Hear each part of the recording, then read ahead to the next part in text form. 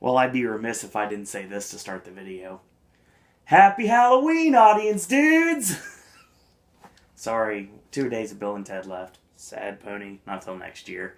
So, because it is Halloween, and we have a couple theatrical movies, we actually have 4 that are pretty horror-based this time around. This is more of a horror-based video, honestly. They're not in that order, though. No, it's not in order or anything, but we do have a lot of horror on this video. Unless you have an extremely, extremely loose... Definition of horror? Yes, that. I'd go with that. If that's the case, all of them to an extent, I guess. Yeah? If it's that loose. Pretty much. They can be, depending on how loose you are. I was gonna go somewhere in my head and I didn't. Oh, God, what a great way to start the video, too. Yes. Okay. So... Speaking of the subject, our first movie is a movie called Nightcrawler. Oh, God. This could be one of those videos, I can tell. That word now has 3 meanings. Yeah? Great. Awesome. And you're about to learn what this one is. No, okay. Now I'm nervous. This is gonna be fun. This video went a totally weird direction just now. That's not my fault. It totally is. You set me up! Okay, this is where your timestamp is, right here. Yes, it is. Nightcrawler. The movie that's written and directed by Dan Gilroy, who I think is Tony Gilroy's brother. I'm pretty sure, yes. Tony Gilroy's the guy that did Michael Clayton and The Bourne Legacy and a bunch of other movies that I think are a little overrated. So the story of it is we have Jake Gyllenhaal looking very... He went all out for this, to make kind of this creepy looking guy. He lost like 20 pounds for the role is what I heard. Yeah. And he's kind of still somewhat got his haircut from Prisoners. And when we first see him, he is breaking into... He's trespassing, to make it easy. And he is caught by the security guard, who he proceeds to attack just so he can steal his watch and whatever the fuck else he was doing there already that is extremely illegal. So he basically takes things and then... Sells them for money. Yeah. And that's basically how he lives. That's how he makes his living. But then one day, he comes across a car accident. A one-person car accident. And suddenly, a wild Bill Paxton appears.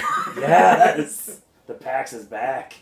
And Bill Paxton is one of those guys that is always like the first on the scene as far as news reporting.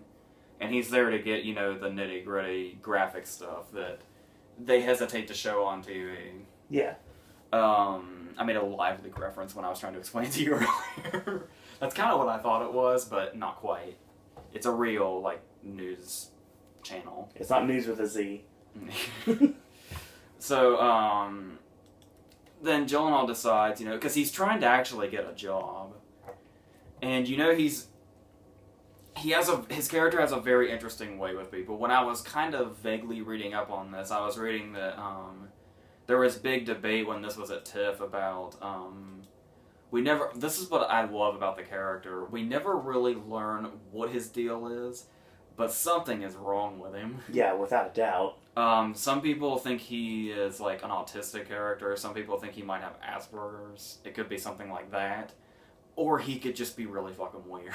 Or it could be absolutely insane. Well, I think the autism thing and stuff like that comes... I'm not like an expert on this exactly, but he's able to like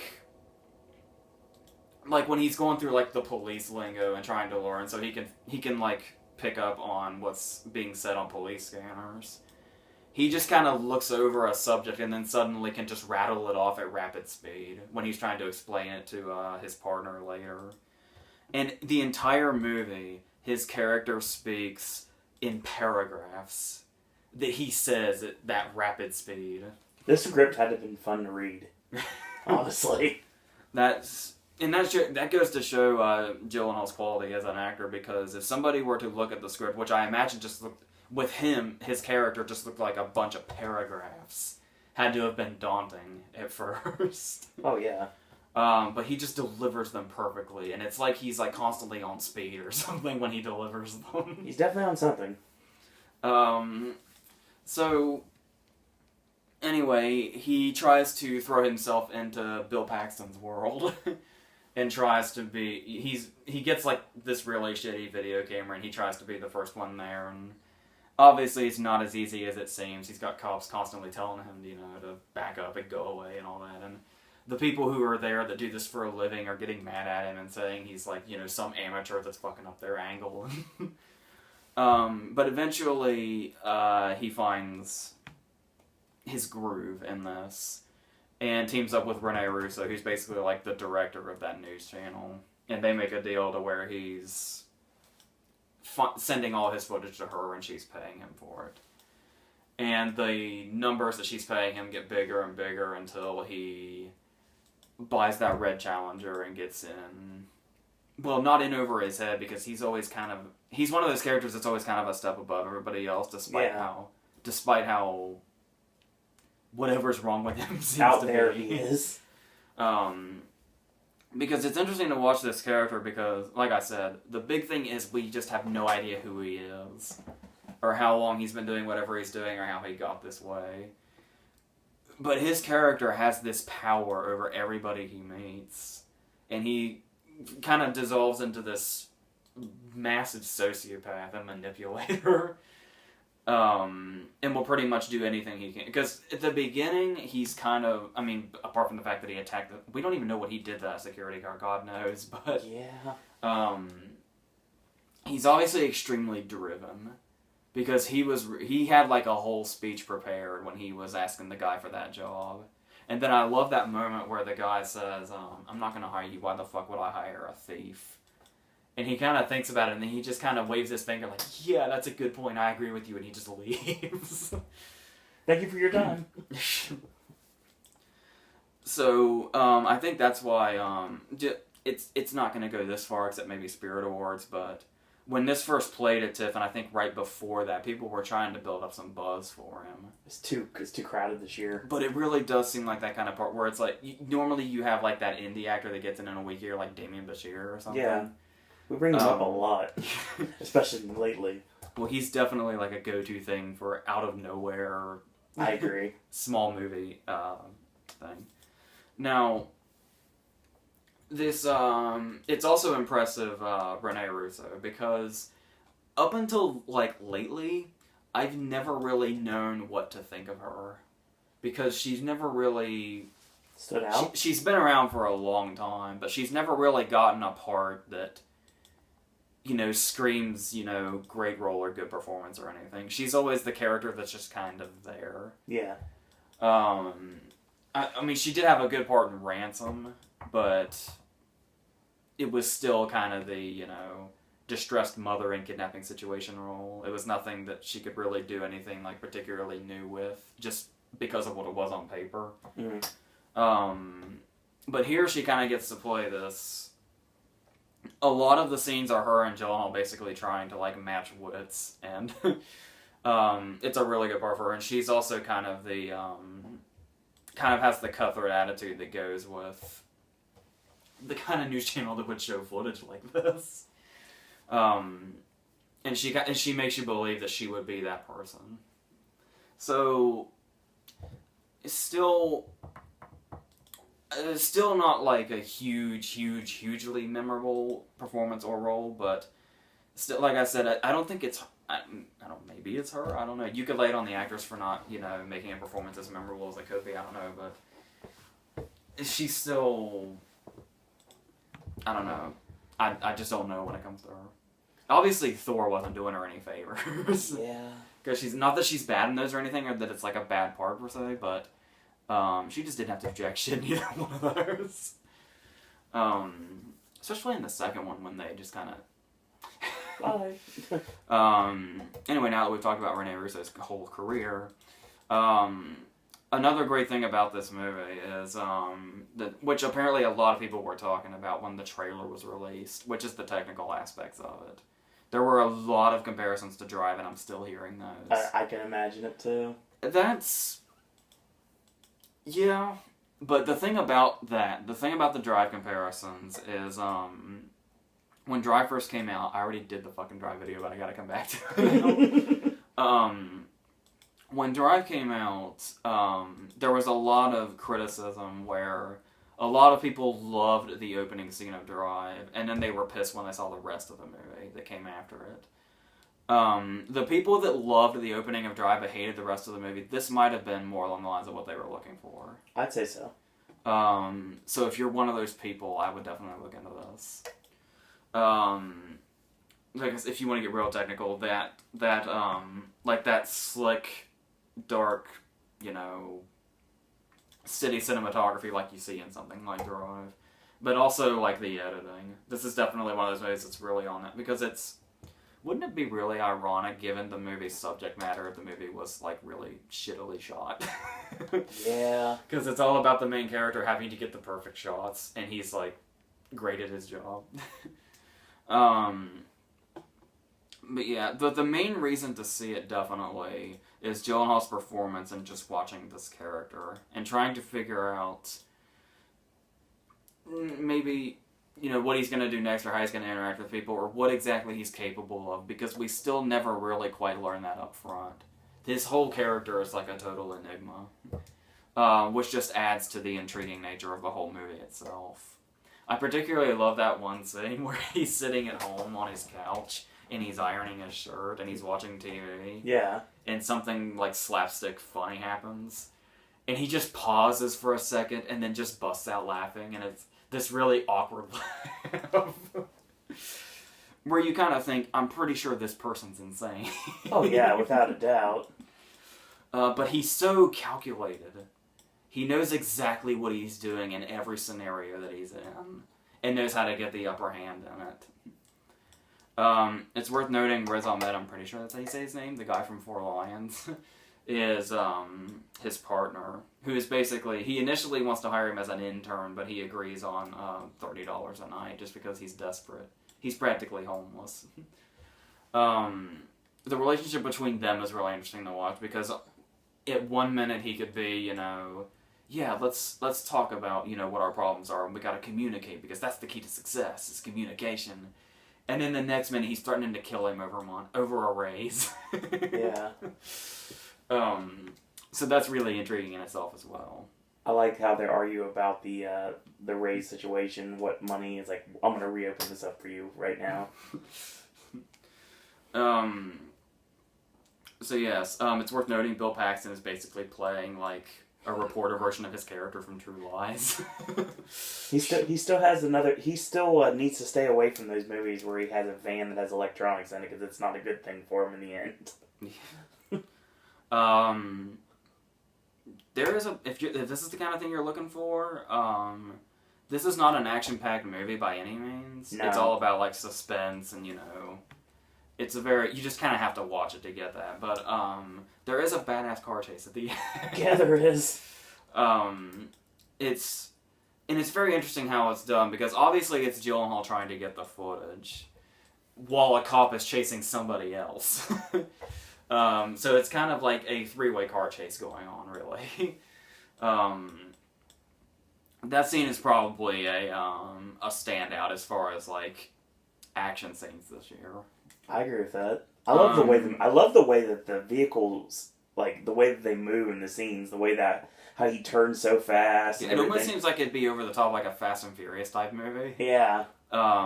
Amidst this incredibly realistic movie, aside. Yeah.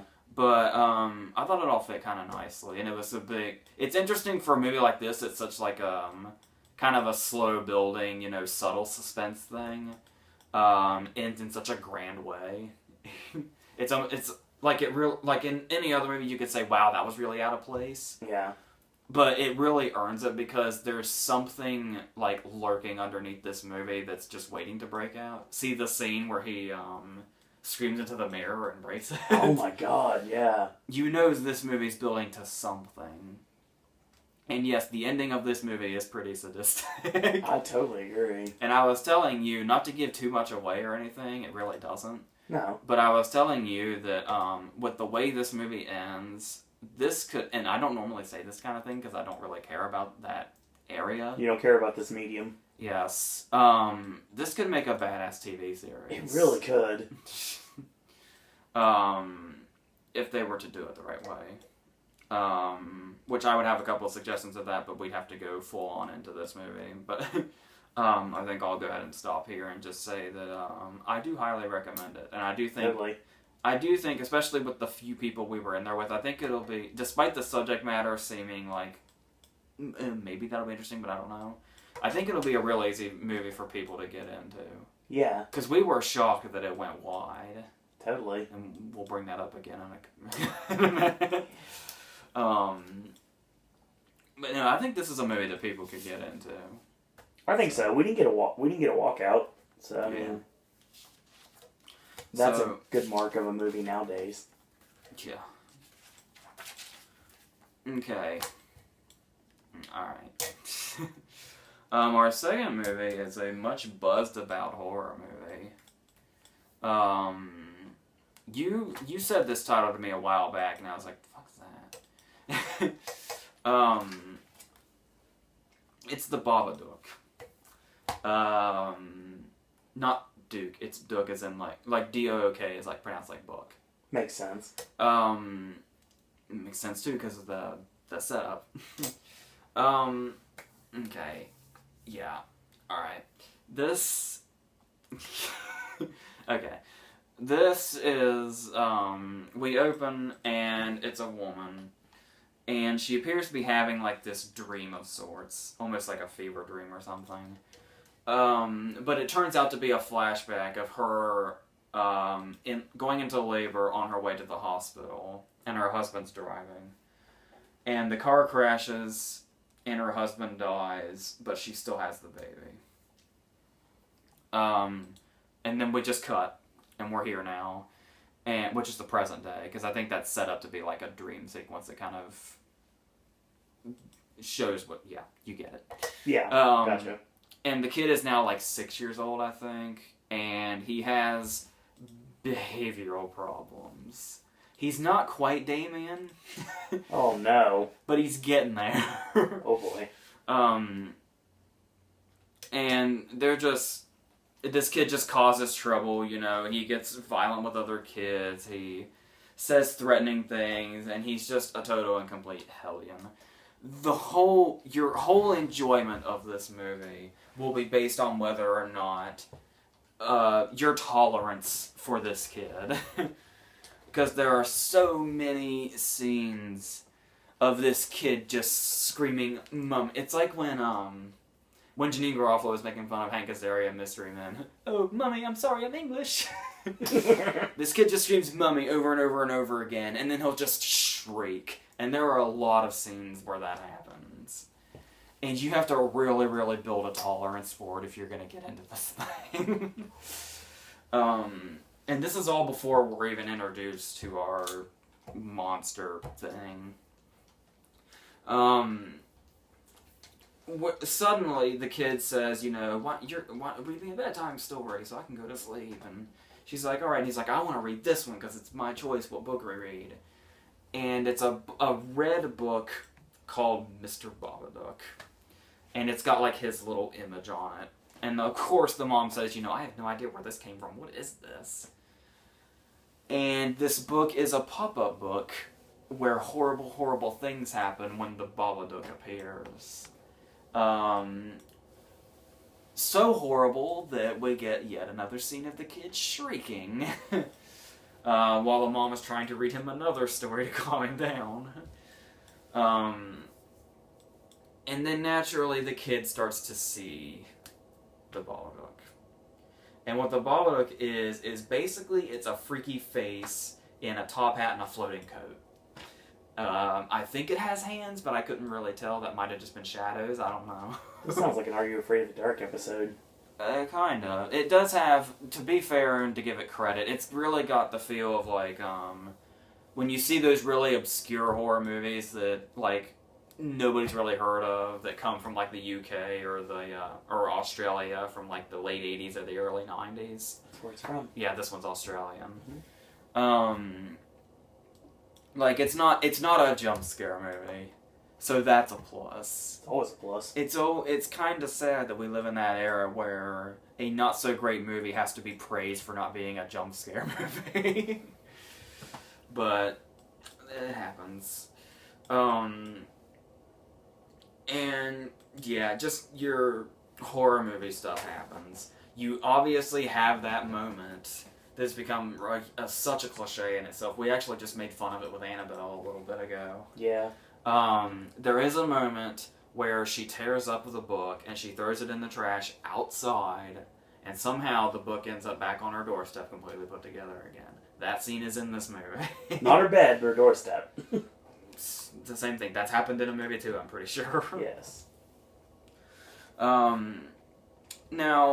the thing about another problem here is, I think you're kind of supposed to start feeling for the kid, despite the fact that he's been a hellion, almost demon up to this point.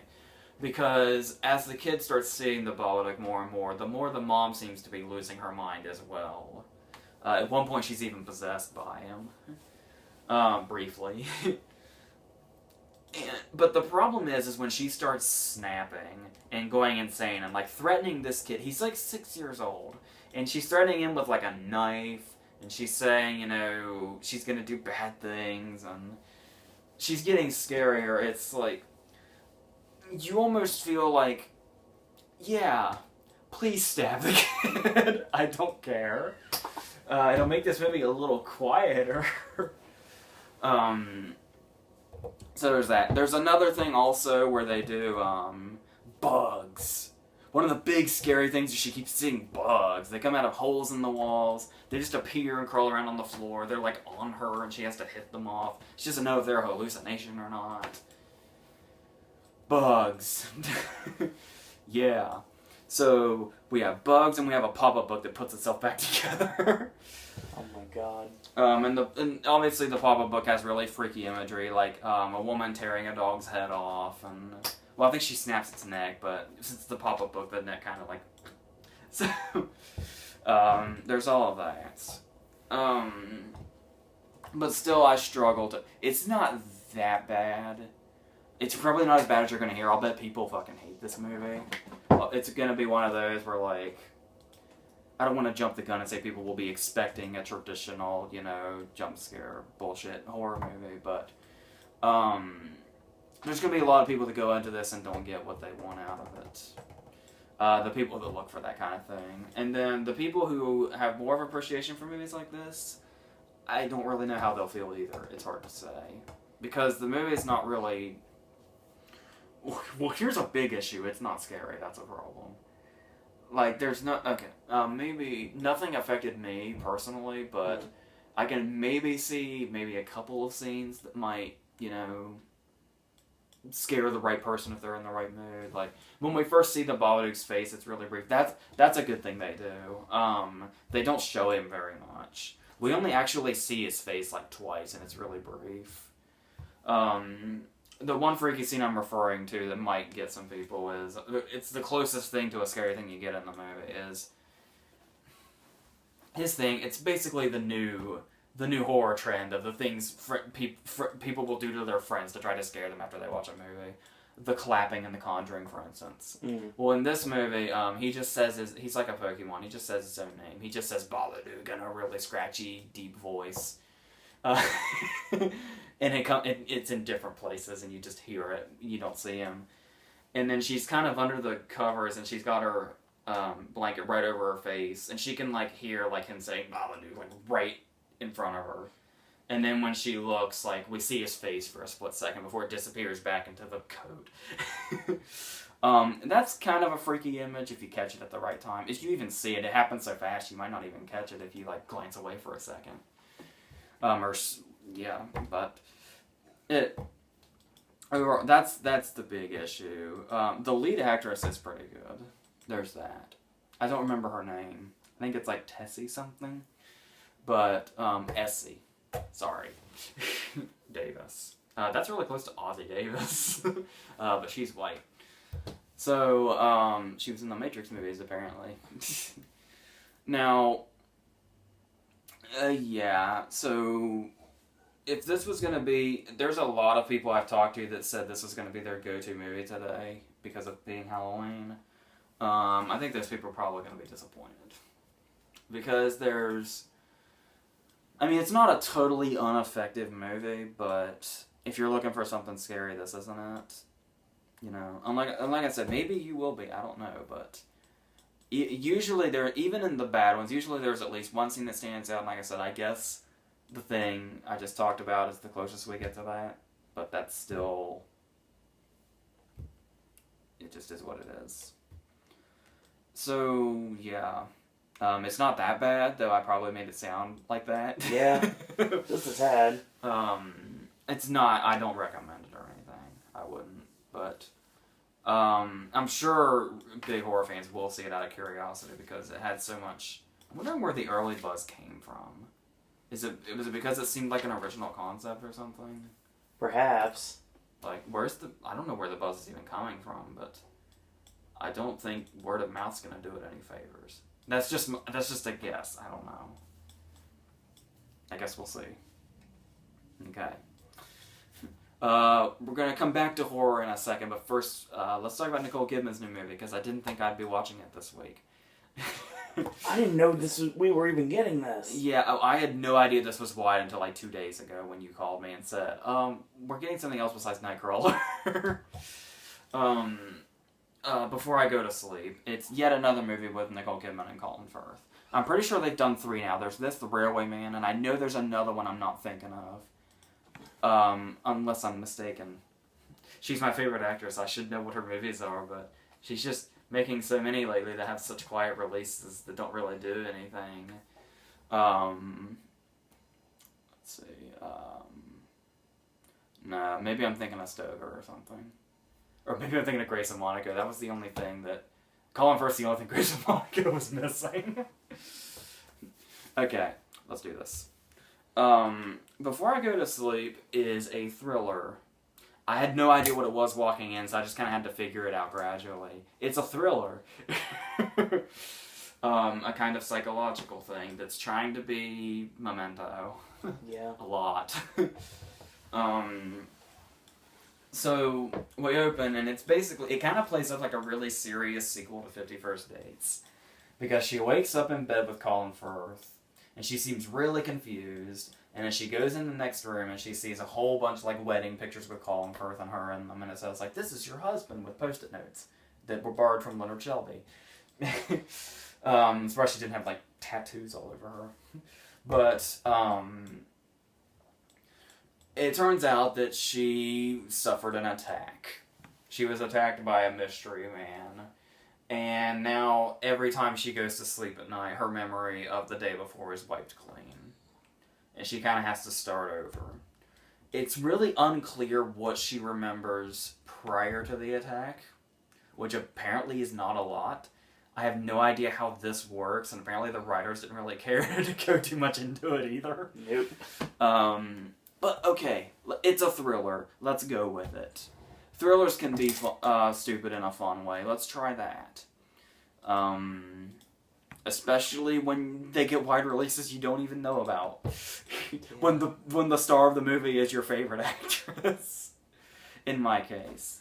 So, whatever, let's go with it. It also has Mark Strong in it, which I didn't know until a few days ago. He's on the poster. The only thing I knew about this was Colin Firth and Nicole Kidman had done another movie together.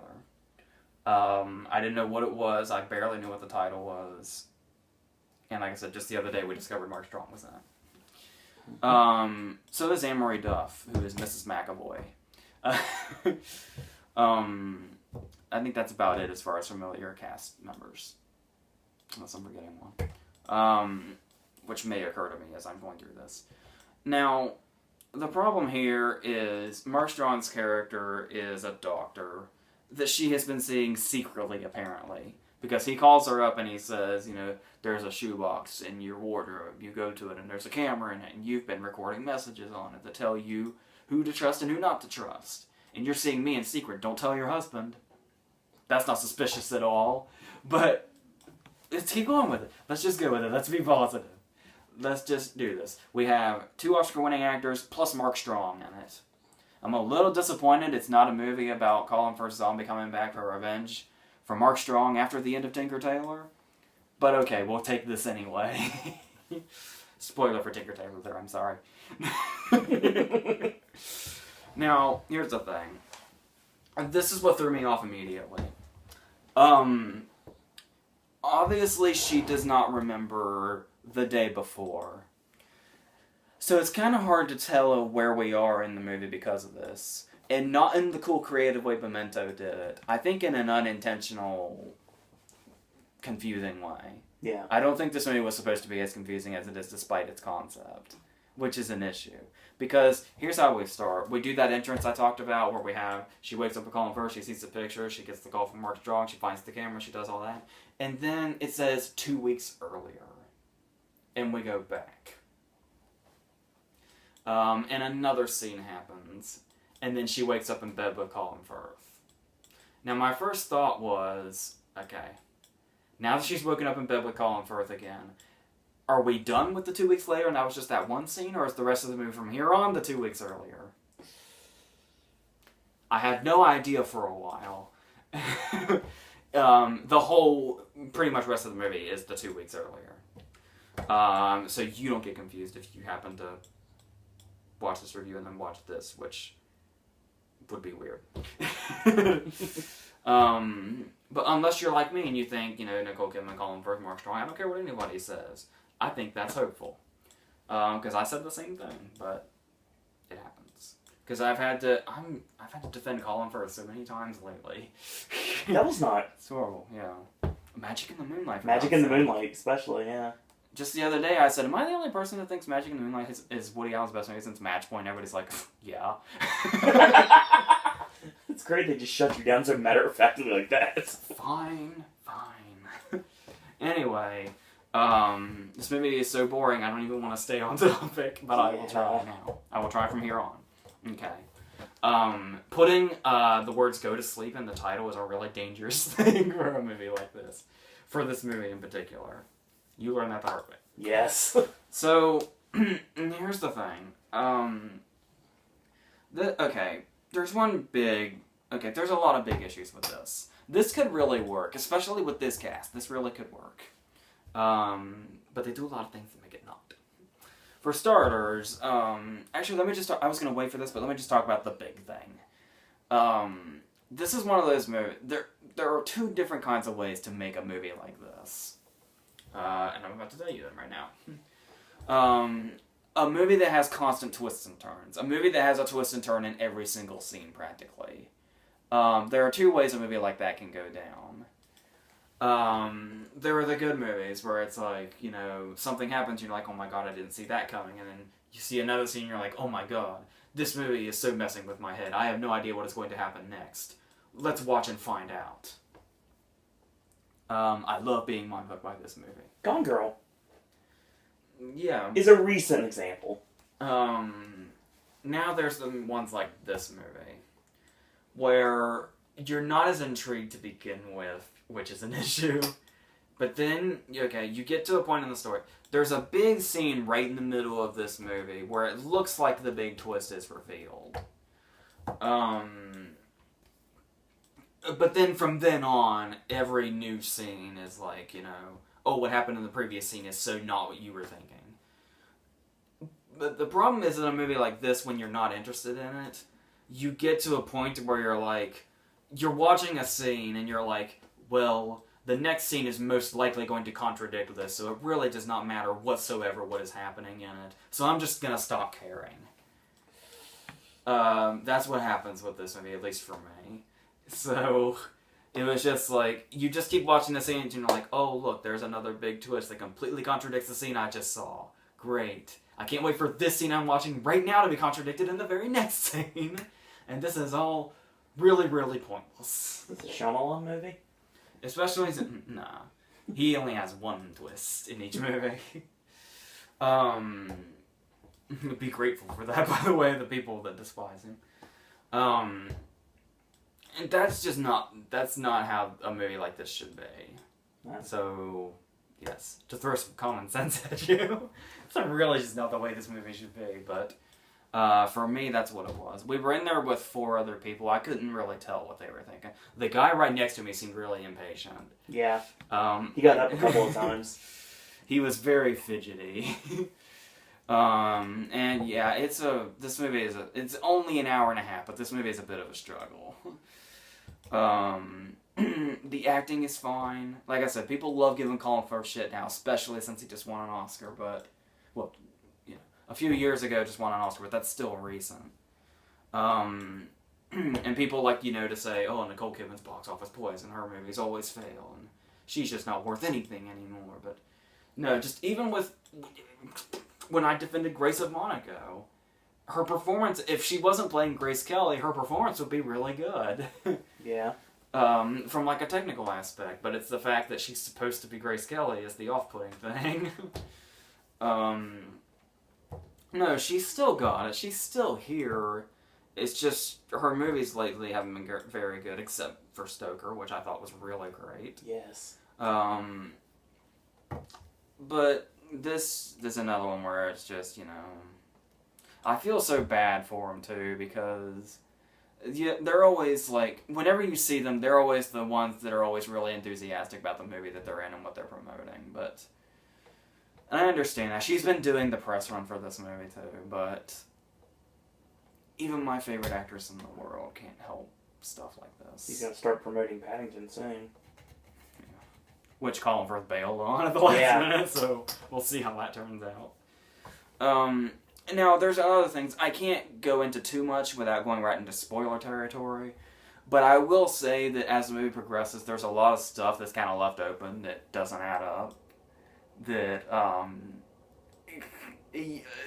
are questions that you would really like answered given the story developments that you see unfold, but they just don't bother. Because they throw in like a tearjerker ending. That was weird. Yeah. It's like it's this mind-bending thriller, this like from the 90s or something, like in the Guilty as Sin era. And then suddenly that Colin Firth so would have been Don Johnson in the 90s. Yeah. His character. I can see that. But then the very last scene of the movie. Boom, cut. Did you find that jolting? Sorry, I will continue now. Sorry about that, guys. The thing that she does in the movie, she doesn't always do the Leonard Shelby thing of like, she doesn't do the tattoos, and she doesn't always do the poster thing. She only does the poster thing to remind her that Colin Firth's her husband. She should probably have a bit more of those. But whatever. Another thing, obviously, the camera that Mark Strong guided her to. Yeah. That's where she keeps most of her thoughts. That would have made it a lot simpler, wouldn't it? Yeah.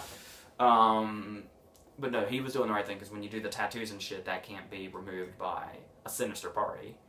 A great way to put it, too. But no, the issue here is, we do see her record things and say, like, these things are important, and I should remember these things by, and hit record. There are a lot of really important things that she doesn't remember in this movie that she could have simply by recording them, but for some reason she seemed awfully choosy about what she recorded and what she didn't. Because there are a lot of scenes in this movie where she receives news more than once, and she's shocked every time because she doesn't remember the day before. There's no explanation as to why she didn't mention that in her little video blog thing. That's what she was doing. She was giving a video blog to keep herself sane and to know who's trustworthy and who's not, even though she has no fucking idea because the movie has so many twists and turns, but whatever. So yeah, that's basically what this is. I'm probably gonna forget most of this movie in time, very, very soon. In time? In this week, potentially. But yeah, it's really, really hard to get invested in a movie where it's just, it feels repetitive, and despite how much it tries, there are a lot of outcomes that you can see coming. Like here's here's the problem. You don't predict the ending from the beginning exactly. I mean, you can easily, but I mean exactly the way it plays out. But the problem is every time a new twist is revealed, you can predict where each direction is going to go at a time. And so you're always kind of one step ahead of the movie anyway. Yeah, so many things wrong about this movie. This should not be for a movie like this to work. And that's a shame. Because I really, really get behind the talent in this movie when they do something. No matter how many bad movies they might do, these are three people that I will get behind whenever they do a project. Movie related. Mark Strong had that one show on AMC that lasted for like a couple of days. So that's that. Okay, we're back in horror territory for the rest of the time now. Sadly. If you're looking for positive reviews from here on out, bye-bye. Okay. Our next movie is VHS Viral. The third VHS movie. And they're building it up, I guess, to be the last one. They wanted it to be a trilogy. Perfectly fine by me now. Because I really, really like the first one. I made everybody watch the first one. I called you and I was like, dude, watch this. I called my brother and I was like, dude, watch this. And he watched it on Netflix. I showed it to my mom. Everybody has seen VHS because... everybody in my circle has seen VHS because I just loved it so much. Correct. You can see my review on the second movie if you desire. And now we have this third one. Which changes the concept a little bit. A little bit. There is no concept in this one, really. Oh, man. Because the first two movies were... there's a wraparound story where somebody goes into a weird place where weird shit happens because they're watching these VHSs. And on each VHS is a horror story. And then we come back to the wraparound story, something crazy happens, the end. Yeah. Not quite how this one works at all, really. There is a wraparound story, and there are short stories in the middle, but nothing really adds up. The wraparound story is, well, first off, the entire first 5 minutes of this movie are annoying as shit. Which is not a good thing to say for a movie that's only 81 minutes long. Oh. We start off with this couple. You're already annoyed, aren't you? Just a bit. Well, and it's basically like, it's the beginning of Cloverfield. It's us seeing their happy home movies, and we see, like, jolts of, like, something happening. That just happens for a straight 5 minutes. Just them being a happy couple and just jolting and fuzziness and loud noises as, like, you know, like, white noise happens. Oh. Just for 5 straight minutes until this starts. And then finally they're hanging out, and then they're watching the news when this white noise clears up after the first 5 minutes. They're watching the news, and there's this big police chase where they're chasing an ice cream truck that is driving out of control. And so everybody in town is running after this police chase so they can film it on their phones and make it go viral and have internet success. Well, that's just the wraparound. And they do find you, like, here's the thing. I was sitting there going, well, there's going to be gratuitous gore here. How many people get hit by the chase? I'm going to assume that happens a lot. It does. Of course it does. One of the very first scenes of the movie is a cop getting hit by a cop car, and just his arm comes off and is laying there, and the rest of his body's just gone. And if you're like, you know, like one of those gore people where it's like, man, that sounds awesome. No, pretty much all the gore in this movie is really, really fake looking. And not in the charming Planet Terror way. We did this on a computer because we didn't have any money for practical effects, or patience, or time. This movie is. I was gonna get to this later, but I'll go ahead and mention it now. This movie, like its schedule was apparently so like tight, and they cared so little about piecing it together as a full thought that one of the segments that was supposed to be in it is not in it because it was incomplete at the time of its festival run. So they didn't wait. They didn't, say, okay, that gives us time to touch things up a little bit, and then we can just release it as a whole. No, they said, fuck you last segment, we're going to release it as it is now in festivals. That's not good. That segment was called Gorgeous Vortex, and apparently it was about, like, it sounded like a Stephen King kind of thing. It was like a sinister organization that's hunting a serial killer or something. But that didn't make... Apparently it's, like, complete now, and it's starting to show up in copies. Or it's gonna show up in copies, like, when it comes out on DVD and shit. But it wasn't in the festival screenings, and it wasn't in the copy I saw, which I think is, like, the VOD release. Yes, that's what it is. So, yeah. That's how much they cared about making this thing. Now, here's the thing. Let's talk about the stories in between, because there's only 3 now. So, okay. I think they're supposed to be viral videos.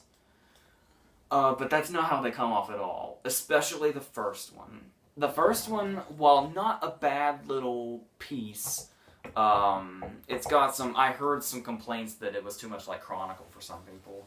I kind of get that, but not enough that it bothered me as somebody that loves Chronicle so much. I know you do. You did that on purpose. I know you did. The first one is told in like a documentary style. And it's about this magician called Dante the Great. Don't get excited when I say magician, it's not what you're thinking.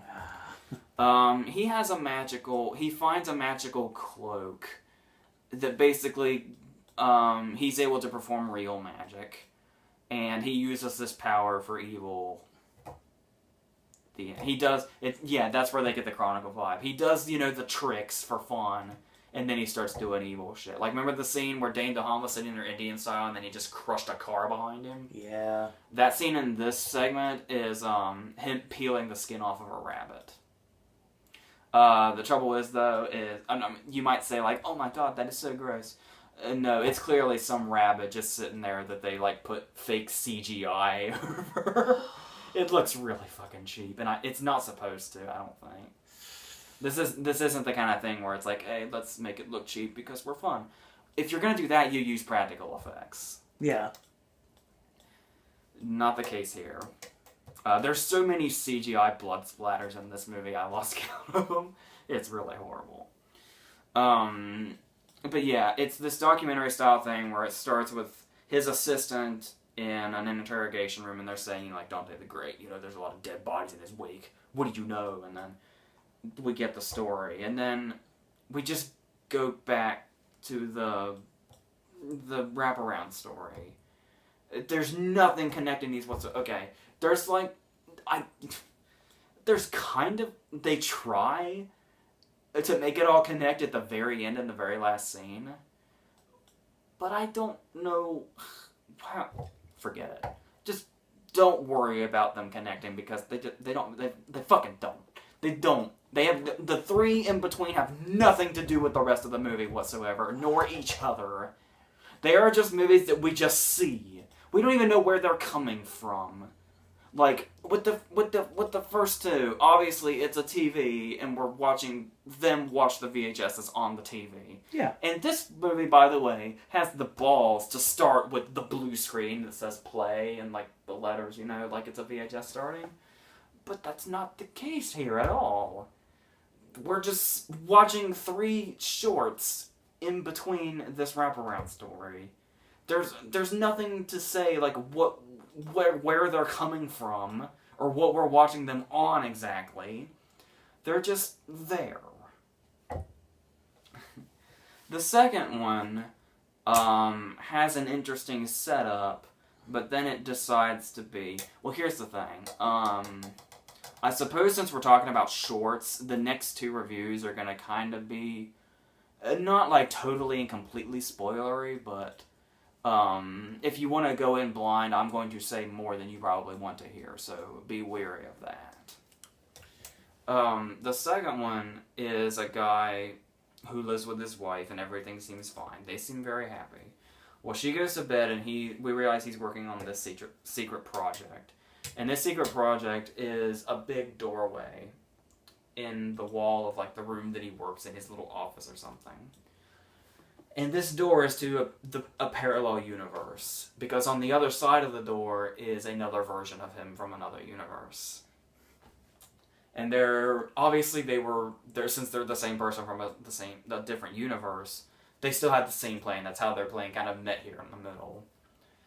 So the one from the other universe gets the idea and says, hey man, just 15 minutes. Just for 15 minutes, let's switch places and see what happens. And we mainly follow the guy we start on going into the other universe. We keep periodically cutting back. It's very distracting, actually. We keep cutting back to the parallel universe guy coming to this one. When he's just not really doing anything. We just keep cutting back as if we're supposed to, as if the maker thinks we forgot he was there or something. And naturally, you can't really have a horror movie without a ritual, I guess. So, I believe all two of the VHS so far have had them, and now this one does. I can't remember if there was one in the second one or not. But,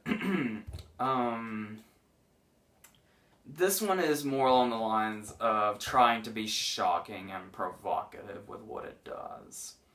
Because here's kind of it's not like the spoiler of the segment, but it's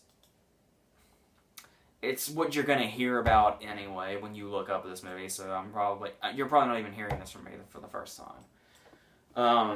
While the other guy is in weird ritual land on the other universe, this guy is in the normal universe just standing over the wife's bed, rubbing himself like he's like getting ready to rape her or something. Well, he takes it out in her face, and the dick is this creature that's the length of like an arm, and its head kind of looks like a crab's pincher thing with teeth. I think that's supposed to be shocking and also kind of funny, and I'm watching this with my buddies in a more high kind of way, but I thought it kind of reeked of desperation, really. To have something for people to talk about after they see it. That's pretty much what they were reaching for. Probably. And yes, the woman's parts aren't exactly normal either, as you can probably guess. Both things I've mentioned will sound familiar in the next movie, by the way. Oh, man. So, that's the kind of variety we got this week. Horror anthology is one of my favorite things in the world, really. But this week was not good for them. Well, I did watch one from, like, the 70s, that was very, up to par with what I'm used to, but, these have not been doing it for me lately, and it's horrible. So, here's our last one. Our last one is called Bone Storm. The one before that was called Parallel Monsters. So the title itself is kind of a spoiler. And the one before that was just called Dante the Great. Bone Storm is too long, for starters. It's like, we've really got to reach feature length, especially since we're cutting out the last segment. Make it a little longer. Well, what they did with the last segment is Bone Storm is about these skateboard kids who just go around being rebellious, doing things they're not supposed to, being teenagers. And they get mad at people who are, like, upstanding citizens. Like, there's a scene where they go and a lot of footage from their GoPros, as you can probably imagine. Of course. And the guy goes and he almost runs right into the car, and the guy gets out of the car and says, if there's any damage to my car, I'm going to call the police on you. And they're the ones that say, oh, get back in your car, you're not going to do anything, we're going back to tooling. Just beating tools everywhere. There's a moment that kind of made me laugh where they're fucking around on a rooftop, and a guy comes through the door, and he's on the phone, and he's just kind of eavesdropping on them, and they just look at him and say like, "Go back to your house," and then they just keep doing what they're doing. Just being rebellious tools that you probably see at the mall every day or something. Yes. I'm sure you've seen these kids in real life plenty of times. And they're just as much of a waste of life. But don't worry, because yes. This is what they kind of rely on to be the gross out segment. Here's the thing. I don't even really know what the fuck was going on in this one, but they meet this kid more or less, who has a sister that just kind of hangs around, and she looks like some kind of like ghost out of Mexico or something. She's just this girl, and she's wearing like a white dress, and she's got flowers on the top of it, and she just stands there immobile and looks creepy. That's her job. And this kid, they basically hired to be they pay him to be their cameraman, to film them while they do stupid stunts. And he says, well, I've got a place you can really get some good footage. And naturally, they follow this stranger out into the middle of nowhere. Of course. Where I guess it's, once again, some kind of ritual or something. Because it only has 3 segments, and they are so desperate that 2 of the 3 resort to the ritual setup. But okay. So they go out there, and suddenly these people start to appear, and they've got, it's like the people from Live and Let Die, the voodoo people. They show up, and they've got like skulls painted on their face, and they're wearing masks, and their job is just to be creepy, and then they fight them, and that's when you get like your real gore and stuff like that. And there are a couple of moments that I don't know if they're supposed to be funny or not, but there's like, there's a guy on fire just kind of walking by, one of the kids. Maybe that's why I thought it was funny. There's a moment, not to give too much away, but this will probably sound weird out of context. There is an actual skeleton wearing a cloak that just looks into one of the cameras, gives the finger, and then explodes. I don't know. This one was made for the attention span of its main characters, I guess. And that's what this one is. Like I said, this is kind of the gross out segment of the bunch. So yeah, and then we go around, and our wraparound segment's called Vicious Circles. And it goes into its thing, where it tries to explain to us how these things are related when they're not really. It's not a collection of stories. They're just randomly on screen suddenly. And yeah, and I don't know if this was last minute because they realized they were going to be short a segment, or if it was already in there. But once we reach the wraparound story, there's this whole other thing where we break away from the main character of that segment. And we have this segment where there's a guy and a girl in the back of a cab. And he's basically trying to get her to take her clothes off, and then she turns the tables on him and, pulls a gun on him. For reasons, I guess. To pad the runtime, I guess. Because that goes nowhere. And yeah. That's what the VHS trilogy is apparently ending with. A real letdown of a trilogy, isn't it? Considering how much I love the first one, yes. And this, I don't know if I'd say it's better or worse than the second, not being a fan of the second at all. I'd say they're probably about even. So, yeah. I mean, if you're like a completist, or if you're like, love horror movies, I'm sure you'll check it out just out of curiosity, and I don't blame you, but it's not really worth it. There's one big gore scene that stands out that might get people. That's, during the wraparound segment, one guy gets attacked, somehow gets himself he's chasing the ice cream truck, and then he somehow gets himself stuck on it. And so he's trying to, and obviously it's speeding.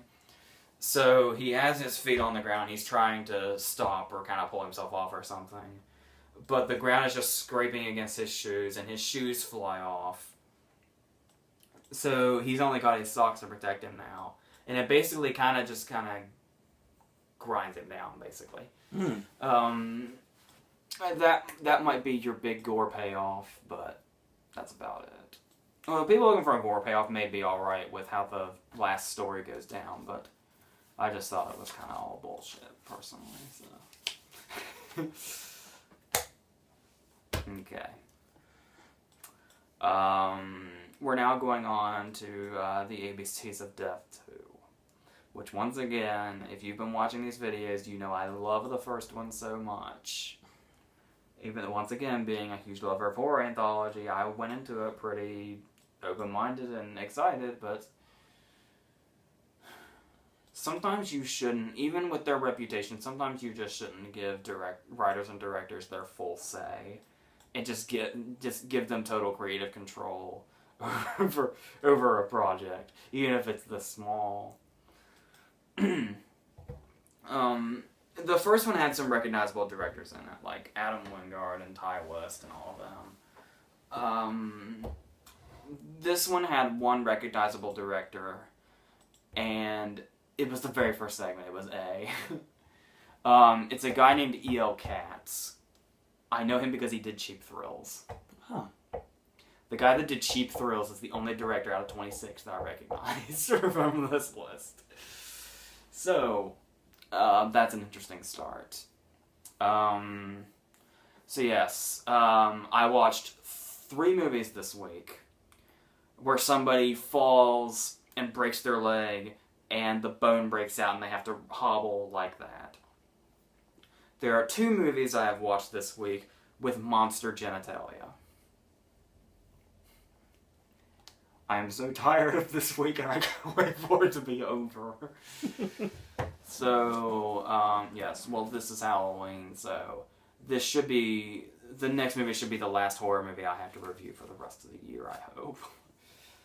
So, unless that Asylum movie I mentioned last week is more of a thriller, I think, but I will put it on the other video because the Babadook was a surprise today. Anyway, the ABCs of Death 2. Now, once again, I still love this concept. The concept I really do love. Where you take 26 directors, or depending, sometimes there's 2 that work together. And you let them tell a short tale about death after you've assigned them a letter of the alphabet. I don't know if they're assigned the letter or if they picked the letter or how that process went, but each director has a letter, and they can do anything from horror to comedy to artsy to something mysterious like the Twilight Zone. As long as it ends in a death, and that way of death starts or has something to do with the letter. A word starting with the letter. I guess I'll start off immediately by saying I do think this one's better than the first, but that's a really, really low praise. Okay. It's basically one of those cases where we're still dealing with the fact that this is, despite how many genres you can use and how many different directors you have working, it is very clear that the ABCs of Death little franchise they have, the 2 movies, where I guess quality really doesn't matter anyway, and it's all about the gross out. Like I said, I praise Ty West any chance I get. But yeah. even he half-assed the shit out of his segment in the first movie. And that was just, yes. So, okay, let me try to break this down a little bit. As far as which segments are worth maybe checking out, like when they're posted on YouTube by themselves. Or the ones you don't want to know about, or the ones you're curious about but don't want to bother watching. I will do my best to split those up. For starters, the seemingly the interesting ones in the first one were the animated ones. There was like a cartoon, and then there was like a claymation. There's 2 more animated ones in this one, and yeah, one of them is seems to be hand drawn, and the other is claymation. The claymation one is really fucked up and weird. I think Terry Gilliam will watch it and say, "What the fuck am I looking at?" It's deloused. So we have, I actually don't even need that. I wrote them down here. I was looking at it for myself personally. Alright, so, it's just weird for the sake of being weird. I can't even really describe it. The main deal is, a guy is executed, and a bug helps him take revenge on the executioners. That's the simplest way to put it. But that is a really, really, really, really simplified version of what in the fuck that even was. I still don't know. And I don't want to know. Much like the first one, I don't ever plan on seeing this again. The second one was probably my favorite segment of the whole movie, Head Games. Head Games is only about 30 seconds long, and it's fucking hilarious. Head Games is this very interesting style animation. It kind of looks like one of those, like when you see illustrations in a book that are just like black and white and just look like they were kind of crudely drawn. It kind of looks like that. And it's just about a guy and a girl that kiss. And it goes from there. It's very, very interesting. And I found it very, very humorous. Yeah, a 30-second segment that's animated about a couple kissing is the best segment you get out of this movie. Out of 26. Wow. Yes. They do have I do like the little setup too. In the first movie when it said, I do like what they do when you, before you go into, it's fun to not, I mean if you're watching this review it kind of spoiled now, but it's really fun to watch it and not really know what the letter stands for until they show it, because they don't show you what the letter stands for until after the segment is played, and they show you the director's name. So the concept is really great. Yeah. It's just all the segments fucking suck. In the first one, it was building blocks with letters on them, floating in blood that spelled out like B is for whatever, and then I have the director's name. And this one, it's like a lesson. It's a little drawing of like, it's like a teacher, and she has a classroom, only the teacher has like a skull face, and she's like, you know, pointing to like a blackboard. Okay. It's a nice cool little segue to each segment. As simple as it sounds, and it is. The next ones, which are the ones that have a better shot at working. I think Adam Wingard did the quack one in the first one. That was darkly hilarious. Dark comedy is probably the best way to approach this if you're not going to try to go full horror. We have, well, the first one's kind of a black comedy, where it's about a hitman that has, we see his whole plan unfold about how he's going to assassinate this guy that he's been hired to kill. And then the second half of the segment is every fucking thing he had planned going wrong in the worst possible way. We have, E is like a, it's two guys stranded on a desert island and a woman appears. And that goes in a darkly funny direction. And I'm not saying using dark comedy always works in this case. There are some that, okay, there's one, I think it was O. Yes, it was O. O has a very interesting setup, that I liked. It is a woman who was involved in a zombie apocalypse. And we see footage of her, you know, shooting zombies and killing them as she tries to run away with her daughter. But apparently this segment takes place after the zombie invasion because she is now in a courtroom filled with zombies who are putting her on trial for the death penalty for all the murders that she committed. They call it aggravated homicide. That sounds awesome. And they bring back a severed head to testify against her. That sounds awesome. Yeah, that was creative and really good. And then there's Invincible, which is a family that's trying to murder their 120-year-old matriarch to get her inheritance. Naturally, as you can tell by the word, she won't die, no matter what you do. That one kind of failed, especially in the direction they took it.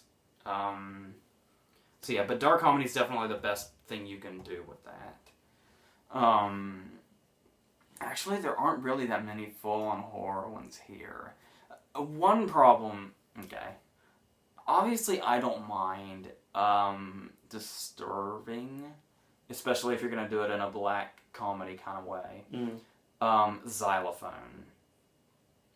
Xylophone, and here's the thing, was... I actually... maybe I'm not the only one. I'm sure anybody, possibly.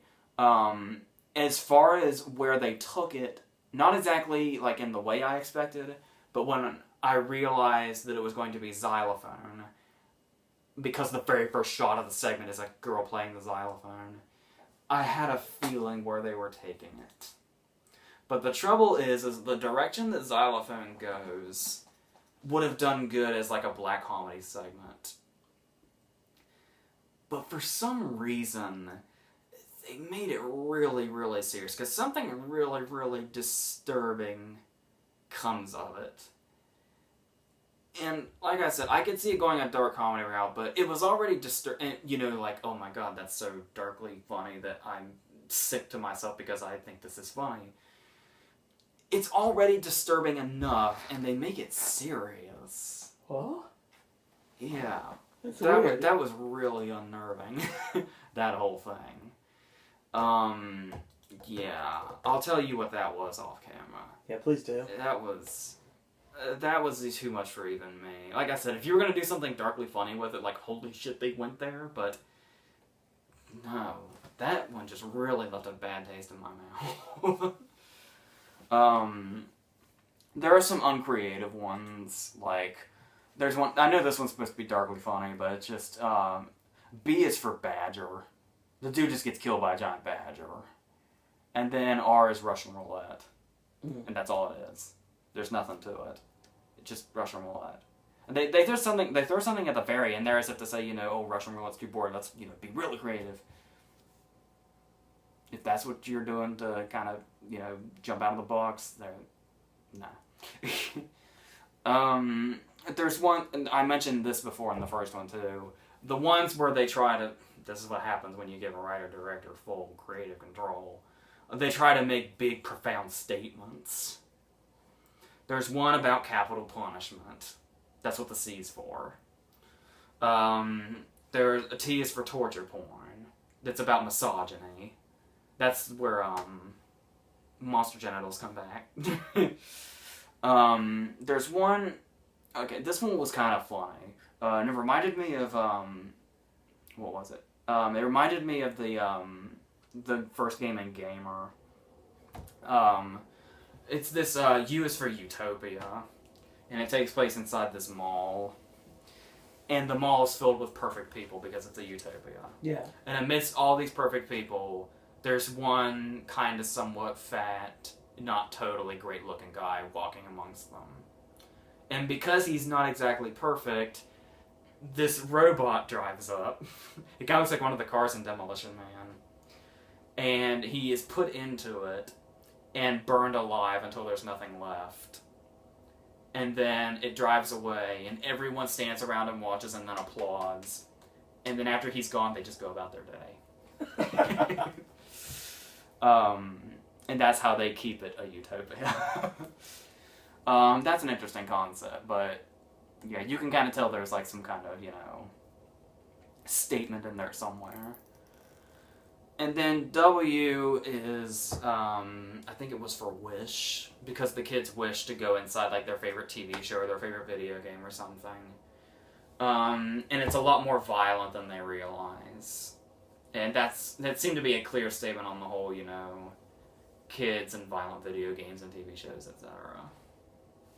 What the fuck ever. There are some that I don't even know. I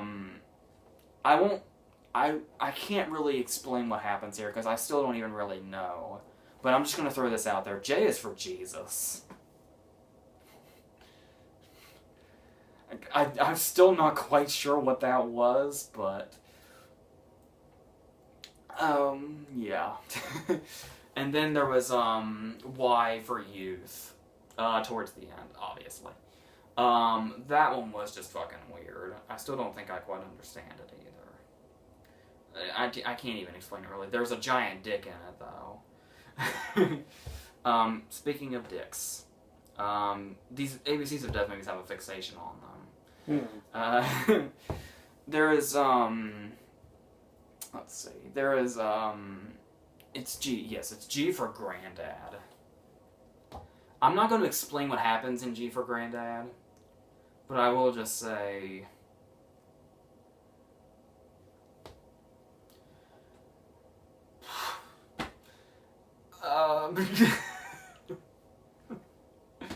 That's all I got. You're on your own, sir. That's all.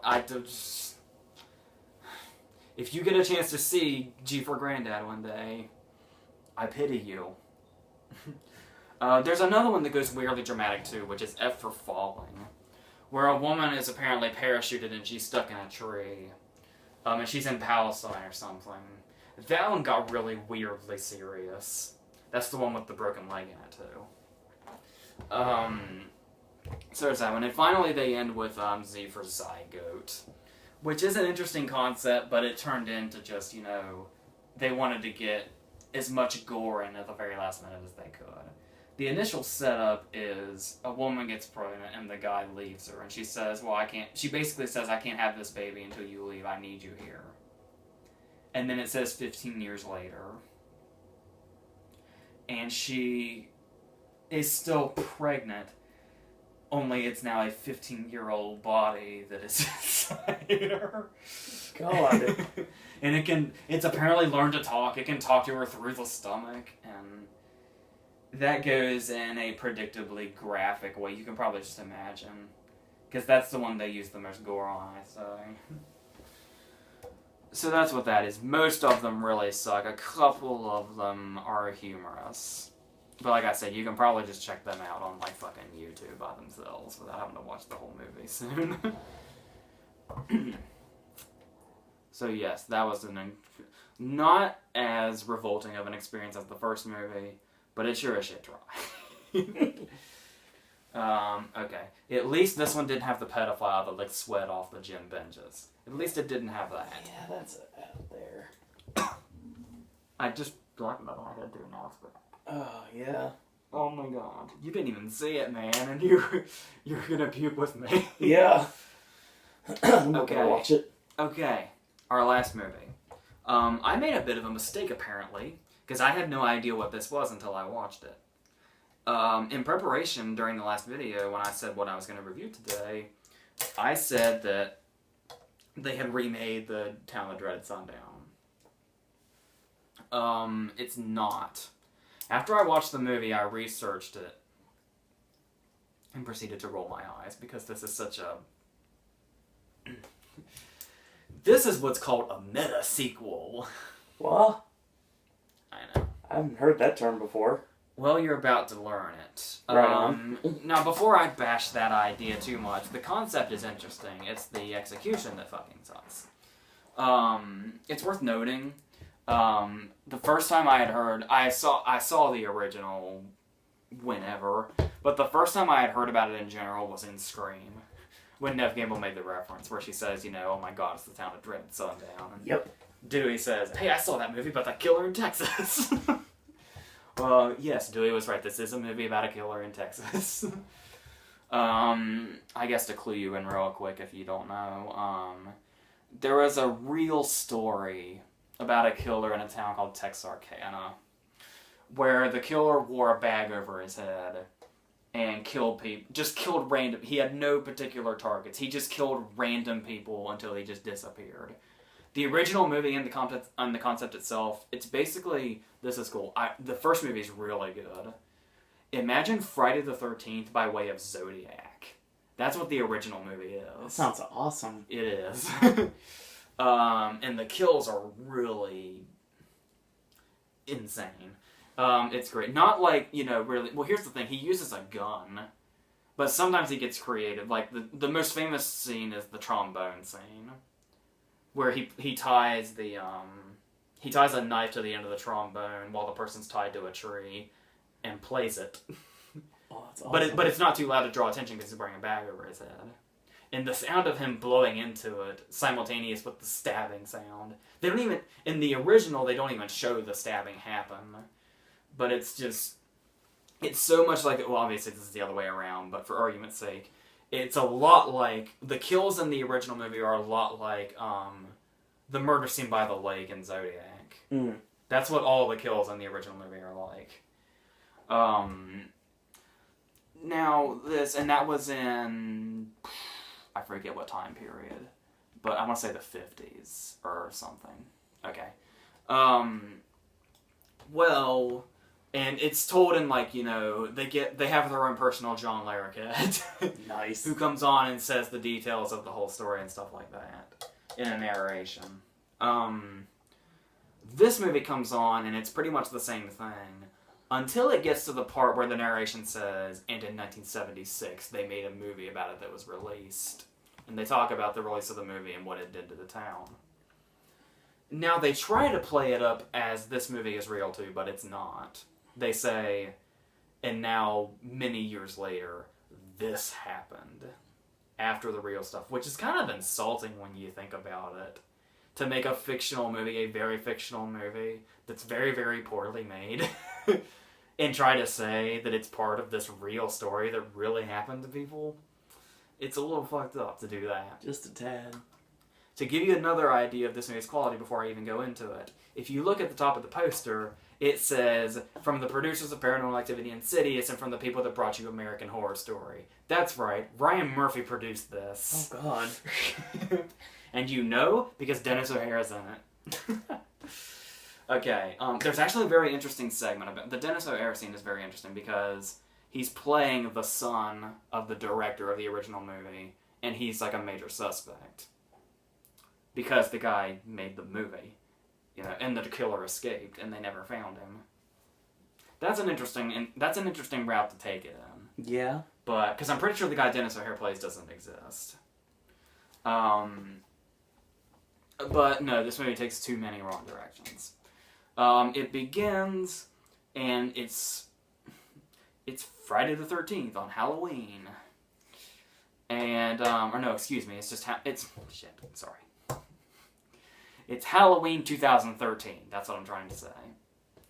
And people are at the drive-in watching the original movie.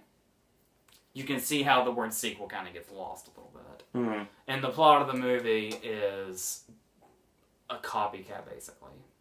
That's basically it. Like I said, good setup. I like that idea. Scream? Because when I was... Well, the fact that you have them, like, actually... Like, the original movie actually plays a part in the movie's plot that they're remaking. That's unique. Yeah, that'd be like calling Scream Halloween, basically. Yeah. Now, the thing is, though, is... Okay. I'm gonna say this right up front. The big problem with this movie is the fucking director. This movie is so incredibly over-directed, it was almost infuriating. Because here's what happens. Like I said, immediately you have this nice setup, okay? And then you have the couple who drive away. It's, the guy is, Spencer Treat Clark, I think is his name. It's a kid from Gladiator. And he and the girl who end up being the main character drive off into the night. And then he gets murdered, and she's running through the woods to get away from it. Well, if you want to be scary, you cut out the music, you let her run, you film it in just a way so you make it seem like that he's, you know, close, or that she can be attacked at any minute. Do you know the way that this scene is directed?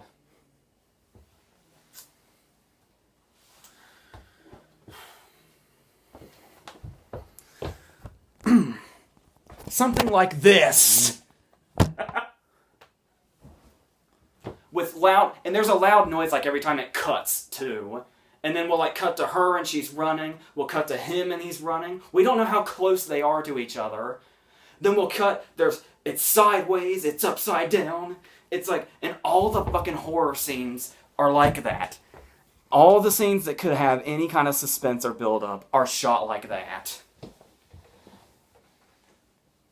Can you see how that'd be a little frustrating for an entire movie? Yeah, I'm sure the viewers really loved that a second ago. When there is so much potential because the original movie is so fantastic and does all of this so right.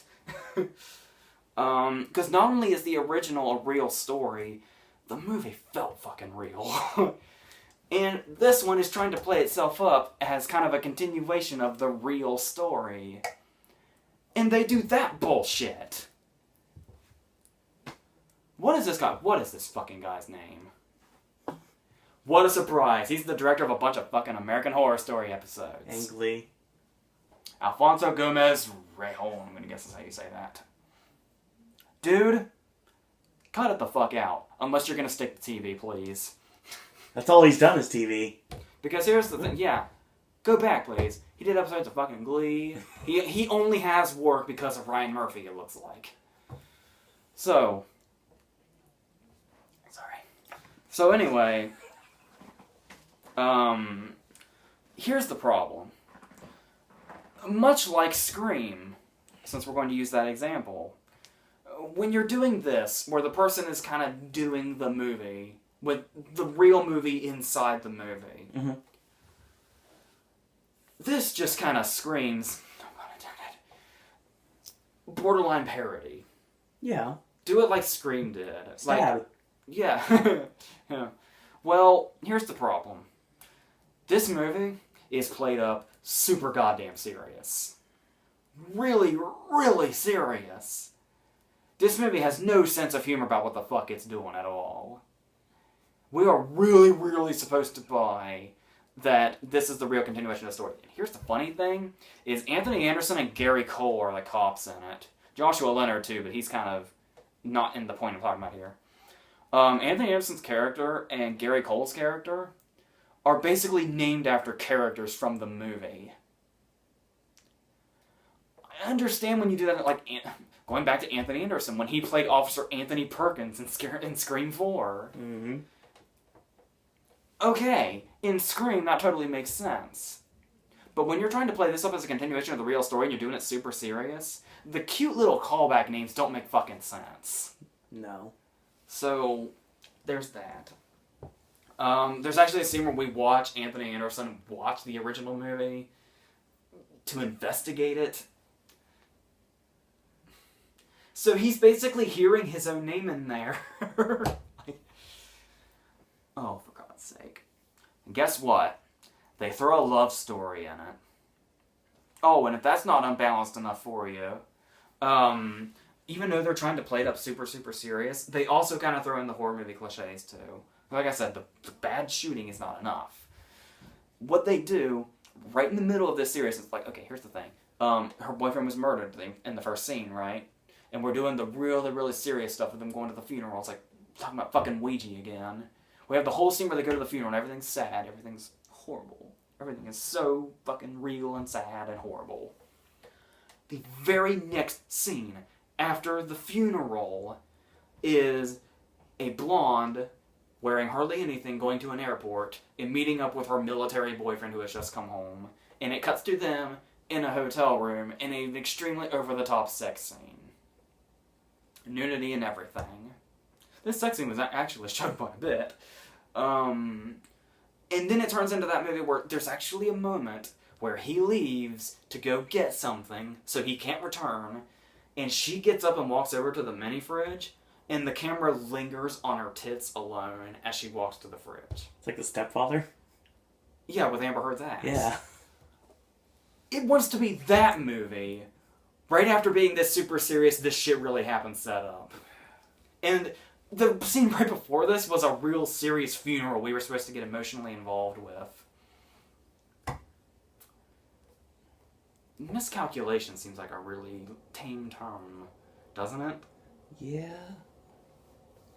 So yes, I really don't know what was going on here.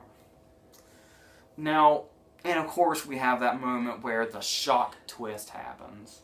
And I was kind of, not like who specifically, but I kind of picked up on the direction they were going. Kind of somewhat spoiler alert, think Scream. You know what I mean? Mm-hmm. Yep. That's one part of the twist. So, and then you get the moment where the guy's breathing heavily while he says his motive, and then you know exactly where it goes from there. Peer pressure. It turns into it turns exactly into every other slasher movie ever. So, yeah, the bad ones. So, yes. Just fuck this movie.